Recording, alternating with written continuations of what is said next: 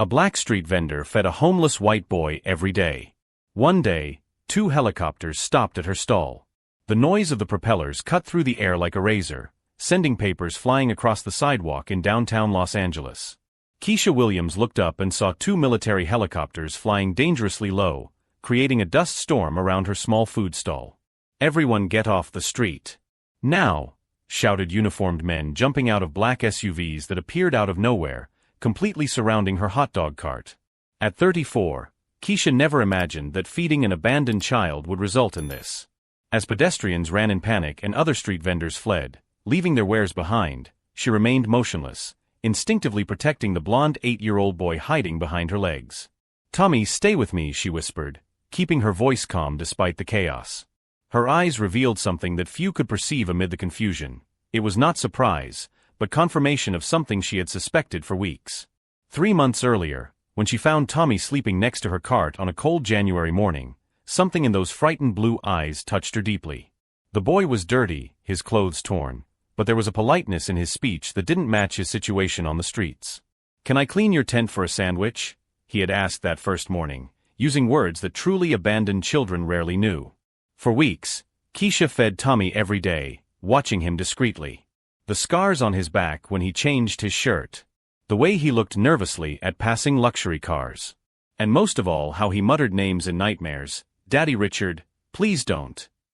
"Are you Keisha Williams?" asked an agent approaching, his hand hovering over his gun. "We need to talk. Now." Tommy grabbed her shirt even tighter, shaking violently. "They're here to get me," he cried. "You promised you'd protect me." Keisha looked around. Dozens of federal agents, helicopters, a full-scale military operation. All this for a street vendor and a street kid? Her lips curved into an almost imperceptible smile. Whoever was in those helicopters had a lot more to lose than she realized. "Calm down, baby," she murmured to Tommy, but her eyes flashed with a determination that made the agent hesitate. "Aunt Keisha won't let anyone hurt you. And whoever is trying to scare us is going to find out they messed with the wrong person." If you're wondering how a simple hot dog vendor managed to mobilize a federal operation, be sure to subscribe to the channel, because the story of how a black woman from the suburbs turned her street stall into the epicenter of a scandal that would bring down some of the most powerful men in the country is just beginning. "Hands up. Stay away from the child," shouted the commander of the operation, as more agents surrounded Keisha's stand with military precision. Tommy began to sob uncontrollably, his little fingernails digging into her arms. "He sent them. Daddy Richard said if I told anyone." "Who's your daddy, baby?" Keisha whispered quickly, but the answer came from an authoritative voice behind the agents. Senator Richard Blackwood, of the California State Justice Committee, announced a man in an impeccable suit stepping out of an armored limousine that had arrived silently during the chaos. "And you, apparently, are the woman who kidnapped my son." At 52, Richard Blackwood was everything American political power represented. Perfectly combed gray hair, confident posture, and that condescending smile politicians use when they believe they are completely in control of a situation. Keisha felt her world collapse when she heard that name. Senator Blackwood, the same man who had proposed stricter laws against illegal street vendors in the city center. The same man who spoke about cleaning the streets of undesirable elements. And now she discovered that for 3 months she had been feeding his son. "Daddy, no." Tommy screamed, running to hide completely behind Keisha. "She didn't kidnap me. She saved me. Please don't let him take me away." The senator approached with measured steps, his Italian shoes contrasting starkly with the cracked asphalt of the sidewalk. "Tommy, come here. Now. You've caused enough trouble running away from home." "Running away from home or running away from you?" Keisha asked, finally finding her voice. Her hand instinctively shielded Tommy, who was shaking violently behind her. Blackwood's steel blue eyes narrowed dangerously. "Watch what you say, miss. What was your full name again? For the police records." "Keisha Williams. Keisha. Do you want me to spell it out for you?" she replied with a courage that surprised even herself. A cruel smile spread across the senator's face. Keisha Williams. Street vendor without a proper city license. History of unpaid fines. And now, charges of child abduction. He paused dramatically. "I wonder how many years you'd get if I decided to pursue all possible charges. During those 3 months feeding Tommy, Keisha had noticed things that any mother would have overlooked. The purple marks on his arms that he tried to hide with long sleeves even in the summer heat. The way he cringed when loud men passed by the tent. The nightmares where he screamed, "Please don't hit me anymore." "Tommy," she said calmly, without taking her eyes off the senator, "tell everyone here why you don't want to go home." "I forbid it." Blackwood roared, all his political composure instantly crumbling. No one is going to feed into stories invented by a traumatized child. But Tommy, protected by Keisha's arms, found a courage he hadn't had in months. "He hits Mom. He hits me when no one's looking. That's why I ran away." A heavy silence fell over the street. Some agents exchanged uncomfortable glances. Cell phone cameras belonging to onlookers began to capture the scene, even as agents tried to disperse the crowd. "Childish fantasies," Blackwood said quickly, but now his voice had lost all authority. "Tommy has always had a very active imagination. Come on, son, let's go home. Your mother is worried. Mom's scared of you too." Tommy shouted, clinging even tighter to Keisha. "She cries every night in her room." Keisha watched the growing panic on the senator's face and realized something crucial. A man this powerful would not mobilize a federal search operation for a runaway child unless he had something very serious to hide. "Interesting," she murmured, loud enough for the agents to hear. "A senator who talks so much about family values in his speeches needs military helicopters to search for his own son who doesn't want to come home." Blackwood's face turned red with anger. "You have no idea who you're dealing with, woman. I make the laws in this state. I can destroy your life with a single phone call." Keisha smiled for the first time since the helicopters had arrived. It was a smile that made several agents instinctively recoil, the smile of someone who finally understood the game being played. "Senator," she said with a calmness that made Tommy stop crying and look at her with admiration, "you may make laws, but apparently you don't know how to be a father. And you know what I've learned in these 3 months of taking care of your son? That children don't lie about fear." What the powerful senator didn't realize at that moment, as he planned how to use all his influence to destroy a simple hot dog vendor who had dared to challenge him, was that Keisha had recorded every word of the conversation on the cell phone she kept discreetly turned on in her pocket. And that her sister, a lawyer specializing in children's rights, was watching everything live via the broadcast she had secretly started 5 minutes before the helicopters landed. "Agent Morrison," the senator addressed the commander of the operation with the authority of someone accustomed to being obeyed, "arrest this woman immediately for child abduction, resisting arrest, and obstruction of justice." Keisha stood still, but her fingers worked discreetly on the cell phone in her pocket. The live stream already had over 200 viewers. Her sister had quickly shared it on the human rights social media networks she knew. "Senator Blackwood," Agent Morrison hesitated visibly. "We need to follow protocol. The child is clearly panicked and making serious allegations of domestic abuse. We have to investigate." "Protocol?" Blackwood exploded, completely losing his political composure. "I am the protocol in this state. This woman kidnapped my son, fed his head with lies, and now she's trying to blackmail a respectable family." Tommy cowered even further behind Keisha, whispering, "Aunt Keisha, he gets like this when he's angry at home too. Mom always hides in the bathroom." Keisha crouched down to the boy's height, keeping her cell phone positioned to perfectly capture the conversation. "Tommy baby, you're safe with me. Tell everyone what it was like at home before you came out on the street." "Don't let him answer," Blackwood shouted, lunging toward them, but he was restrained by his own agents. "This child is being manipulated." But Tommy, for the first time in months, found the courage to speak. "He used to beat Mom with his belt when she tried to protect me. He said I was a mistake and that Mom shouldn't have had me. That's why I ran away the night he broke her arm." A heavy silence fell over the street. Some onlookers who had stopped to watch began to murmur among themselves. Cell phone cameras multiplied, despite the officers' efforts to disperse the crowd. "Lies," Blackwood yelled, but his voice now carried a desperation he couldn't hide. "My wife, she fell down the stairs. It was an accident." 3 times in the same month, Tommy asked with the cruel innocence of children who don't know how to lie. "And always when you got angry." At that moment, Keisha's cell phone vibrated discreetly.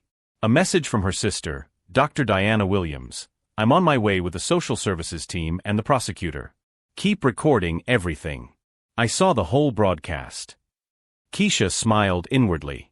Diana had specialized in children's rights after witnessing in her own childhood how the system failed vulnerable families. The two sisters had grown up in foster homes, promising each other that one day they would use their experiences to protect other children. Senator, Keisha said with a calmness that made Blackwood instinctively recoil, you are right about one thing. I fed this boy's mind with something during those 3 months. Blackwood smiled maliciously, thinking he had gotten a confession. Ah. You finally admit that you manipulated my child. I fed him the idea that he deserves to be protected. I fed him the belief that adults shouldn't hit children. I fed him the conviction that his life has value. Her voice grew in intensity, echoing down the street. And you know what the hardest part was, Senator? What? He asked, falling into the trap. Convincing an 8-year-old that it wasn't his fault he was beaten by his own father. The words cut through the air like blades. Several agents exchanged uncomfortable glances. The crowd of onlookers had grown, and many were now filming openly, ignoring commands to disperse. Everything is being recorded and broadcast live, said a woman in the crowd, raising her cell phone. There are already over 1,000 people watching.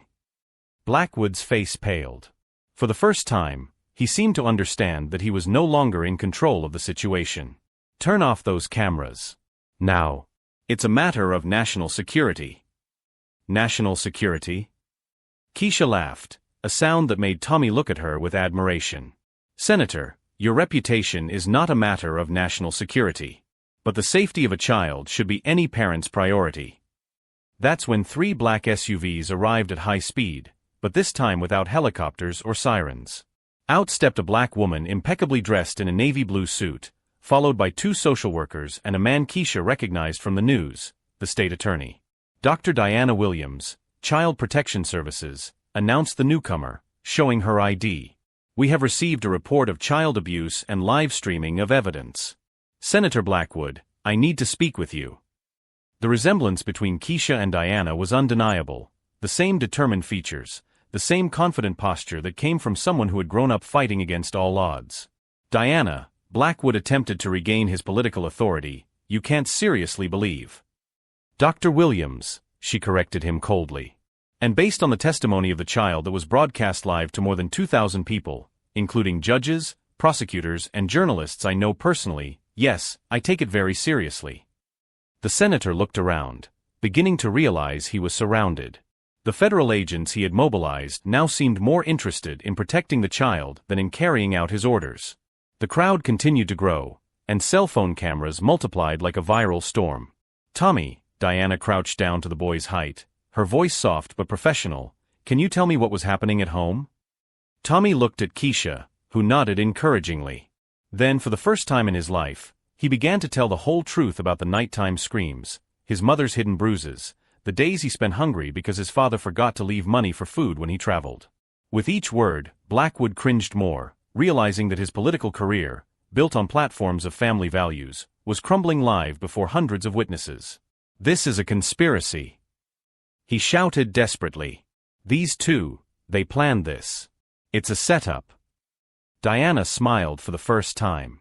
Senator, if my sister planned for her son to run away from home 3 months ago, hide on the streets, and magically appear in her tent, then she has powers I don't know about. Your sister. Blackwood stammered, finally understanding the extent of what he had unleashed. Keisha kept Tommy protected behind her, but now her posture was that of someone who knew victory was near. Senator, you mobilized military helicopters, federal agents, and this entire operation to search for a child who ran away from home for fear of being beaten. And you know what that tells me about you. What? He asked, like a frightened child. That you have much more to hide than I could ever imagine. At that moment, as cameras captured every bead of sweat on the senator's face and every courageous word Tommy spoke echoed across live feeds spreading across social media, something extraordinary was happening. The street vendor he had tried to intimidate with all his political power was not only defending herself, she was rewriting the rules of the game. And the man who believed he could control destinies with a simple phone call would soon discover that he had completely underestimated who he was messing with. Senator Blackwood, Diana said with the cold authority of someone who had prosecuted dozens of similar cases, I must inform you that this conversation is being recorded for legal purposes and that you have the right to have an attorney present. Recorded. Blackwood stammered, looking around frantically. That's when he realized, in addition to the hundreds of cell phones in the crowd, official cameras from social workers, the prosecutor's team, and especially Keisha's cell phone, which remained strategically positioned, everything was being documented simultaneously. My sister started a live stream on Instagram 47 minutes ago, Diana continued, consulting her tablet. We currently have 15,347 viewers watching, including 23 verified journalists, 12 human rights lawyers, 6 prosecutors from other states, and, she paused dramatically, your own wife, Margaret Blackwood, who is commenting live from her personal account. Blackwood's face drained of color. Margaret? What is she saying? Tommy turned to look at Diana's phone, which was open to the live stream. Mom. He cried, seeing his mother's bruised face on the screen. Mom, are you okay? I see you, my love, Margaret's voice came through the cell phone speaker, silencing the entire crowd. You were very brave to tell the truth. Mommy is proud of you. Margaret, turn that off now. Blackwood yelled, completely losing his political composure. But her voice continued, now more firm. For 8 years I kept my mouth shut out of fear. For 8 years I pretended the bruises were from falls. But my son will not grow up in a violent home like I did. The live broadcast exploded with comments. #JusticeForTommy began trending massively on social media. Reporters in the crowd spoke live to their channels about the scandal unfolding in real time. Senator, Agent Morrison approached, visibly uncomfortable. We have received orders from above to stand down. Apparently the FBI is investigating the allegations, and we cannot interfere in a possible case of domestic violence. Higher orders. Blackwood exploded. I am the higher orders in this state. It was at this moment that Keisha finally spoke, her voice cutting through the chaos like a blade. Senator, would you like to know how a simple hot dog vendor managed to mobilize federal investigations against a man of your caliber? Everyone turned to her. Tommy was still clinging to her legs, but now he looked at her with utter admiration. During 3 months of feeding Tommy, I didn't just notice the signs of violence, Keisha continued, pulling a second cell phone from her pocket. I documented everything. Photos of the scars he tried to hide. Recordings of the nightmares where he screamed your name. Videos of him telling how you beat his wife. Diana smiled proudly at her sister. Keisha studied investigative journalism before opening the tent. She knew exactly what to do when she suspected child abuse. Impossible, Blackwood shouted. A woman like her doesn't have access to. To what, Senator? Keisha interrupted. Education? Intelligence? The courage to protect a child. She showed him the second cell phone. 3 months of evidence. Tommy telling how you broke his mother's arm. Tommy describing where you hide the money you embezzle from election campaigns. Tommy repeating phone conversations he overheard about bribes and illegal contracts. The silence that followed was deafening. Even the helicopters seemed to have stopped making noise. An 8-year-old child doesn't make up details about political corruption, Senator.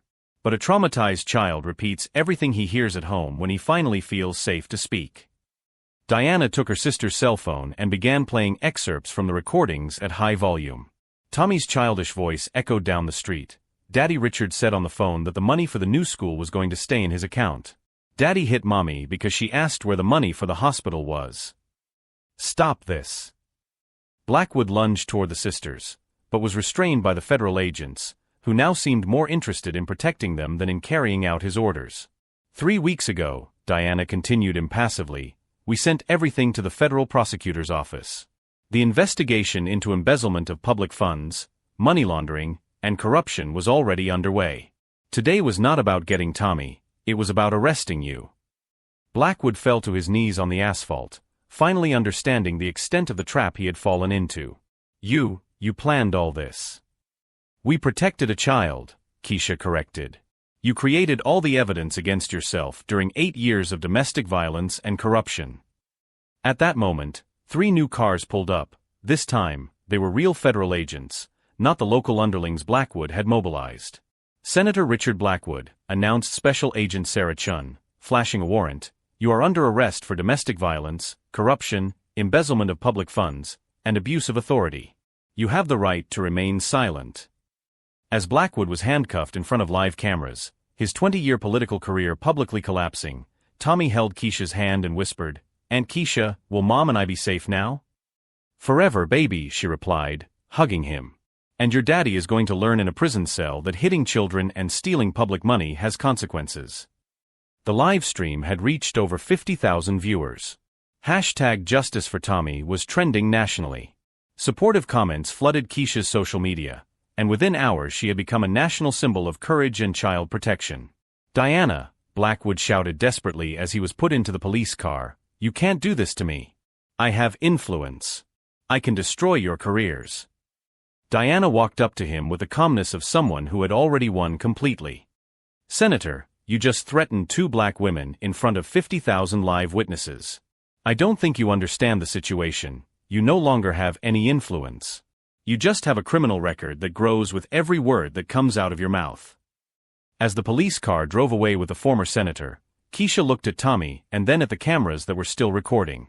"Sometimes," she said clearly so everyone could hear, "protecting a child means destroying the monsters who hide behind expensive suits and pretty speeches." The crowd erupted in applause. Flashbacks of news reports began to appear on social media showing all of Blackwood's speeches about family values and protecting children, words that now sounded like pure hypocrisy in light of the evidence that he had beaten his own son. But there was one last revelation that would make this story echo for years in the national memory. When the cameras finally turned to record Margaret Blackwood arriving to pick up Tommy, what no one expected was to discover who had actually orchestrated the entire operation from the beginning, and why a street vendor had access to resources that even she had not yet revealed. Keisha Williams' true identity was about to shock absolutely everyone who had followed this story of courage, justice, and redemption. 6 months later, life had completely changed for everyone involved in that historic afternoon in downtown Los Angeles. Tommy now attended a private school, where his exceptional grades in math and science impressed his teachers. His physical scars had disappeared, but most importantly, the nightmares no longer tormented him. Margaret had become a volunteer lawyer specializing in domestic violence, using her own experience to help other women. "Aunt Keisha saved our family," Tommy said during an interview on the country's most watched morning show. "She taught me that real adults protect children, they don't hurt them." Richard Blackwood was serving his 15-year sentence in a federal prison. Without his political privileges, he quickly discovered how prisoners treat men who beat children. His former political allies had erased his name from all records, as if he had never existed. Diana Williams was promoted to National Director of Child Protection, implementing the Tommy Protocol, a national system for identifying signs of abuse in seemingly privileged families. But it was Keisha who underwent the most surprising transformation. The final revelation that shocked the country came during a press conference 3 weeks after Blackwood's arrest. When asked how a street vendor had orchestrated such a sophisticated operation, Keisha smiled for the first time on camera. "My full name is Dr. Keisha Williams, a former FBI investigator specializing in crimes against minors," she revealed calmly. "I left the bureau after my own testimony was ignored in a case involving a corrupt politician 5 years ago. I decided it was time to protect children in a different way." The crowd of reporters fell silent. "I opened the food stand to stay close to the communities where vulnerable children actually live. Tommy wasn't the first child I saved. He was just the one who generated the most visibility." Today, Keisha runs the Tommy Williams Foundation, a national organization that trains street vendors, bus drivers, and other street workers to identify signs of child abuse. Her original food stand has become a memorial and reporting center. "I found that sometimes the most effective heroes are the ones no one suspects are watching," she said in her National Human Rights Award acceptance speech. Keisha's story proved that protecting a child isn't just about feeding an empty stomach. It's about feeding the hope that good adults still exist in the world. Because in the end, the real revenge against corrupt systems isn't destroying the guilty, but building safety nets so strong that no child needs to run away from home to feel safe. If this story of courage and justice touched your heart, subscribe to the channel for more stories that prove that real heroes don't wear capes. They wear aprons, work uniforms, and above all, the courage to act when a child needs protection.